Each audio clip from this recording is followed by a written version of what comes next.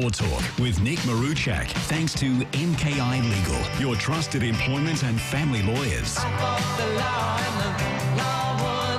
I fought the law and the law won. G'day, Nick. G'day, Bowie. How you doing? Yeah, going well, thanks. Just taking a couple of harrowing calls from some women who are living in fear in the city of Bayswater, and my heart goes out to them, and I guess we'll try and get the Minister on. I've just quickly run through the issues we've been talking about today. Inglewood, South Perth, Bayswater, City of Perth. It's a universal issue. I won't say it's everywhere, but it does occur when you get bad tenants in social housing. I've just read out from the Department of Housing and Works rules around 3 strikes and on tenancy breaches. Is there anything else you can add to that? It does feel, Nick, sitting here today, it feels like all the rules are in place, but not a lot seems to be happening with particularly unruly residents. Yeah, that's right. So this is some just things that come to mind. One is obviously document and collect evidence, right? Because when you make the complaint to the Department of Housing, they have a policy for disruptive behaviour management, and they've got 3 strikes, or potentially if it's less serious, it might be more than that. So if you collect the evidence, document it on your phone, then when the department does the investigation to determine if the complaint's been proved, you have the evidence, right? So that will provide more evidence to get the ultimate So eviction. Lola, our first caller, has an exercise book going back the last 12 months. She's documented them all. Okay, so record it on your phone, right? So if write stuff in a journal, but if they deny it, it's always better to have something that the department can look at. Then you obviously, and as we know, probably sounds like department is under-resourced, and things in government take a while. So your other options are obviously complain to the local council. They have noise regulations; they can do stuff there. And then your other right is to go to court, right? So there's a law called nuisance. So if someone is disturbing your use and enjoyment of the land, such as being too noisy and you can't enjoy the property, you can go to court and get a court order to stop them from committing that nuisance behaviour, right? So you'll get a court order against a tenant to stop them from being loud or doing all this stuff. And then if they breach the court order, then you can go in and probably the court will take enforcement measures such as contempt of court. Not sure if the court actually kicked them out. That's a job for the Department of Community to do. But at least they can get fined, or, in the most serious cases for a contempt of court, you get put in jail. But Yeah. All right, Nick. Trying to run the legal ruler under all of this when you're living in terror and fear in your little flat in Bayswater is that's the issue we're hearing today. If you'd like to phone Nick Maruchak, you can 133 882. We just heard back from Minister Carey's office listeners. They say it's not the case he's refusing to meet with Inglewood residents or retracted he would do so. He's in the process of getting in touch with residents and arranging a time. More to come. Well, that was certainly Melissa Molinari's thoughts yesterday, or what she heard yesterday and what she told us on the program today. 20 minutes to 11 if you'd like to speak to Nick. G'day, Anna. Oh, hello. Hi, Nick. hello, Anna. Just got an issue. I had a car accident in January. Not my fault. I was driving and a vehicle went through a stop sign and they hit me from the side and I went straight into a power pole. Police attended, tow truck arrived. Tow truck got me to sign a contract to say that they can move the vehicle, which was fine. When the police came, the sergeant actually asked me if I called the tow truck company. I said, no, they just arrived on site. And then what's happened is they took the sergeant told me to ring my insurer. I rang my insurance. They said that company was fine. I asked them 3 times, is it okay for that particular company to take my vehicle? And they said, yep, no problem. So I told the sergeant, he looked surprised, but then the tow truck argued with the policeman. I went off to hospital, etc. Now what's happened is my car, 4 months later, has not been returned to me. They want to charge storage. They also moved my car in March without my consent, and the insurance wasn't aware of that either. And 4 months down the track, I still haven't got my car back. Wow, I don't know whether it's going to be written off or not. So, Anna, So is this with the insurance company now, this issue, or that they? Well, the insurance. Oh, sorry. They have to. Surely they do the heavy heavy lifting here, Nick, don't they? The insurance company, to try and get the car released. That's right. So there's a few issues here. One is there's laws that govern tow trucks. So if your car is towed after an accident, tow truck companies have huge obligations. Now this law has been reformed. There's a maximum how much they can charge. It's like $480, and then there's a maximum of a daily rate of $25. So and they have to give you all this disclosure.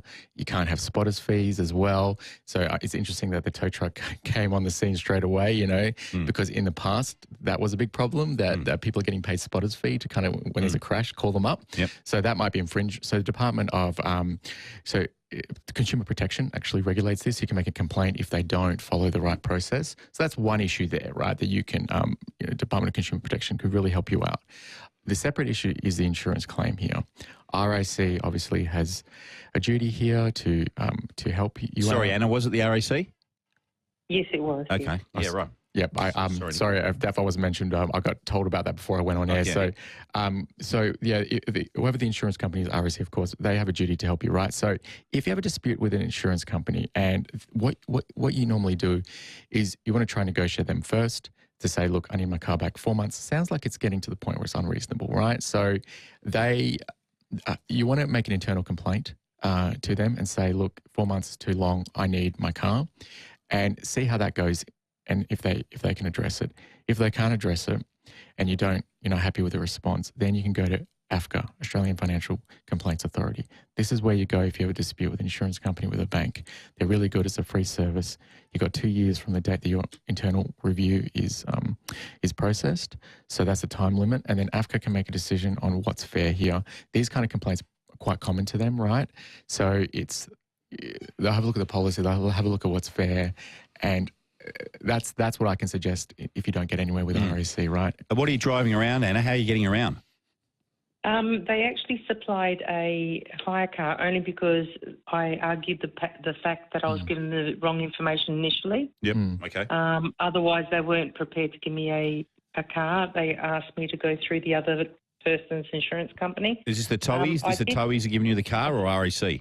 No, RAC. Okay, yeah. All right. So, I mean, if you've got another car, that's fine. And the other thing, I've just picked up that, AFCA's also experienced a bit of a backlog as well. So, you lodge your complaint, the motor vehicle matters are still averaging 5 to 7 months as well to determine. Mm-hmm. So there's going to be waiting either way. So if you have, I think that I would just try and communicate with RAC a little bit more, see if, they can give you more guidance. And then, if you're really not happy, AFCA will be the way to go, because that's where an independent person will get involved and try and make a decision on what's reasonable. And I hope that helps. Please stay in touch with us, hey, with ourselves and with Nick, and let us know how you go. I would like to think that the RAC will sort this out for you. Thank you. Yeah, I have escalated to them. Unfortunately, they said to go through Department of Transport, and I've put a formal complaint there also. Yeah, wow. All right. Well, we'll contact the RAC as well, Anna, to see if we can just add a little bit of weight to that, because I don't think the RAC, they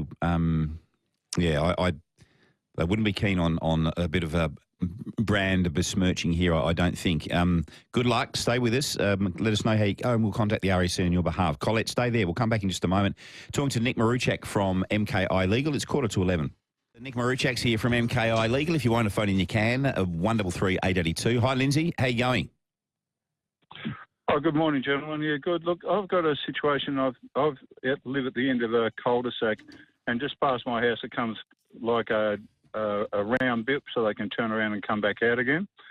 Now, the reason for the call is, and my driveway curves a little bit. Now, they're building an extension on the estate now with another 62 blocks at Bletchley Park, and they're going to straighten my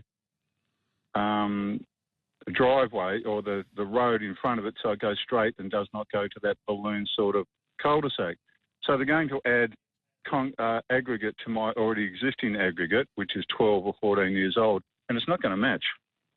It's going to stand out like the proverbials, if you understand. It's like when you put new cement next to 10-year-old cement. I was just wondering, what sort of grounds have I got here? So, Lindsay, is this a development that's happening near your house? You're not involved in this development, right? Someone else is undertaking that, right? Oh, yeah, it's a big development company. It's not me developing. There's 62 blocks. It's a Bletchley Park Proprietary Limited who are developing it. They've been so good so far. I've spoken to the foreman and all that, and he said, yeah, look, I can understand why you would not want this, but I've been to the council. and I just don't know where I stand because it's going to look horrible. So 3/4 of a driveway, 12-year-old aggregate, and 1/4 of a driveway, brand new aggregate. yeah, so the process is before a development application is approved, they leave it open for public submission, right? So, and this is also harder said than done because you have to go check the council submissions, and then you have a chance to make your case to them. So it sounds like that's already passed. Then, so then that leaves a more complicated, difficult situation, right? I'm saying that you maybe should have made that submission before the development has started, but I can totally understand how you missed that because life is busy and no one checks the council planning approval. So this is something I have to think about, but I'm not sure what claim you have here, Lindsay, just at the top of my head. Normally, if there is disputes like this, State Administrative Tribunal is the place to go, but that is more in line with people who are actually making the development approval. So maybe I can I'll think about it a little bit more, see if I can come up with anything else, but at this stage, I'm not aware of anything. So I can call you off here. Yeah, we'll call you back, Lindsay. Thank you, Nick. Thanks for offering that up. Good luck, mate. Hi, Zeno. Hey, Simon. Hi, Nick. How you going? Good, mate.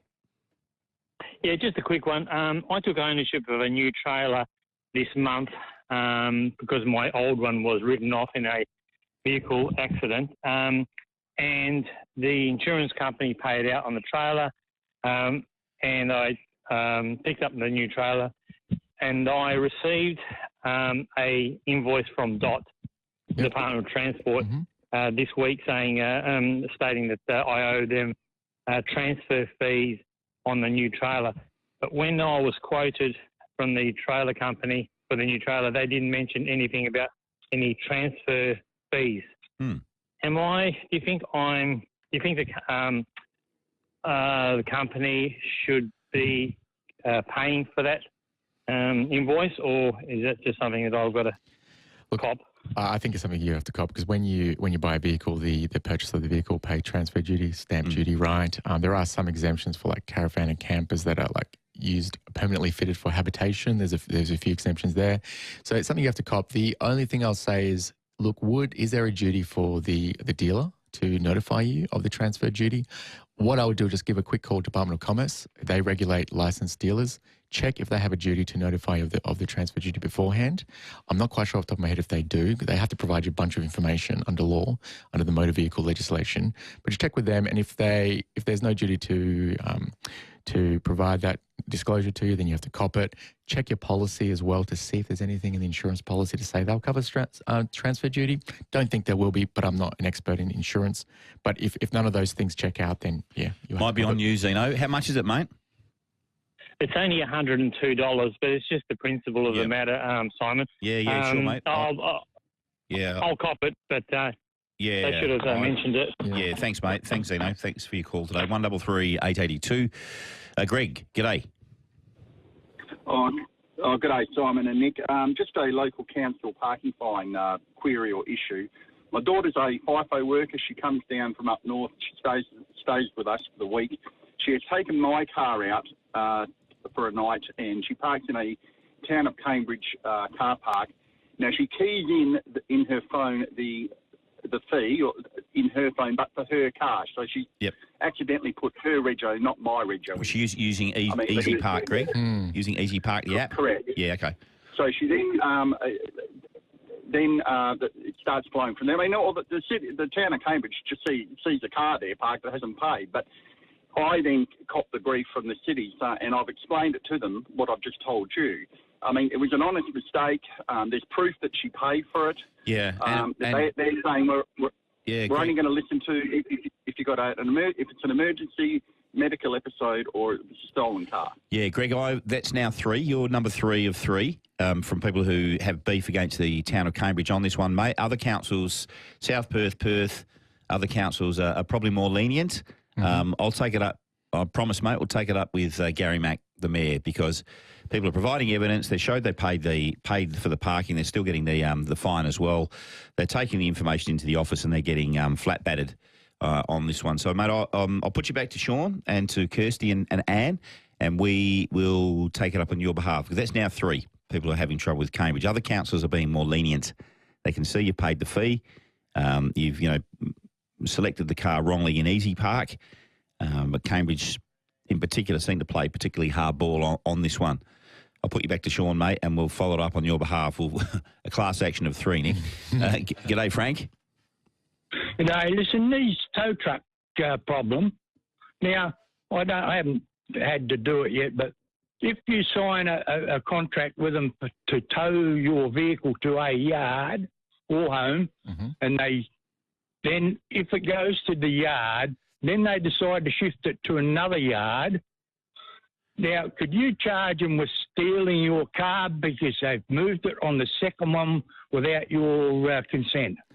Probably unlikely. That would be in the terms and conditions, but there's maximum caps on what they can charge, right? So they're capped at the maximum amount. So $4.85 and $25 a day, isn't it? That's right. That's and the rules. If it's a small car, bigger cars, and sometimes there's like out-of-hours service charges. So a few extra things they can add on here and there, but that's the maximum. So they can move it, and it wouldn't be stealing. No, it'll be in their contract, and it's probably I'd imagine it happens. Getting a lot of homework out of today's show. I've got people to follow up. Ministers, you got a bit of homework. Yeah, we've got plenty to do today, and we'll follow up with the RAC as well. And some of our listeners are pointing out the RAC have been mentioned a few times on this show and during Nick's segment. Yeah. Nick, thank you for today. Thank you, Bowie. Appreciate it. The vexed question of what we do with alleged unruly tenants in social housing continues. Yep. And another option for listeners is a misconduct restraining order as well. Forgot to mention that. If someone is behaving unruly or damaging your property or disturbing the peace, that's something you can do as well. Yeah. So, all right.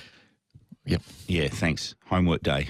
Yes, it is. I might stay in the office till midnight. Thanks, Nick. Good to see you, mate. Thank you, Nick Maruchak from MKI Legal. We're lucky to have him. 3.5 minutes to 11.